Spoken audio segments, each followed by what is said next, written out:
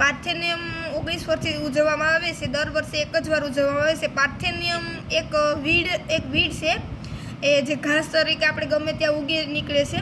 અને આ વીડ એવું ડેન્જરસ છે કે આપણે ગમે ત્યાં આપણે હાથનું ઇન્ફેક્શન કરે છે, આપણા જે ઢોર હોય એને પણ ઇન્ફેક્શન કરે છે. અને આનાથી માણસને એલર્જી થાય છે, ઉદાહરણ તરીકે અસ્થમા થાય છે. એની પરાગરજ એટલી ડેન્જરિયસ આવે છે કે એનાથી માણસને કેટલા રોગ થાય છે. ને આ બાબતે રેલી કાઢવી જોઈએ દરેક સ્કૂલે, કોલેજે.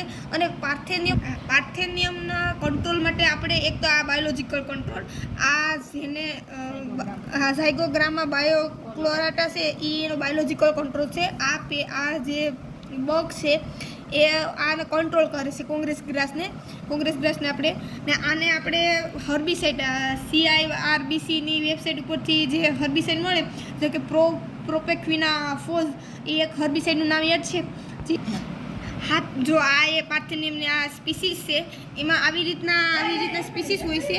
અને આ બાજુમાં જો બતાવ્યું છે ને એવી રીતના આપણા ઢોરને આપણા હાથમાં એવી રીતના ખજવાળ, એવી એલર્જી થાય છે ડેન્જરિયસ. અને જો આ પાર્થેનિયમનું કંટ્રોલ કરવાનું છે. આ કોંગ્રેસ ગ્રાસ છે એને આપણે કમ્પોસ્ટ તરીકે પણ ઉપયોગ કર્યો કે તેને ભેગી કરીને કમ્પોસ્ટ પણ બનાવી કે ફર્ટિલાઇઝર તરીકે ઉપયોગ કરીએ કે એમાં છે ને નાઇટ્રોજન, ફોસ્ફરસ, પોટેશિયમ, કેલ્શિયમ, મેગ્નેશિયમનું કન્ટેન્ટ આવેલું છે. એટલે આપણે એનું બેનિફિટ પણ છે કે તે આપણે ખેતરમાં નાખીએ તો એક પ્રકારનું મેનેજમેન્ટ પણ કરી શકીએ. ખાતર, ફર્ટિલાઇઝર આપણે પ્રોવાઈડ કરે.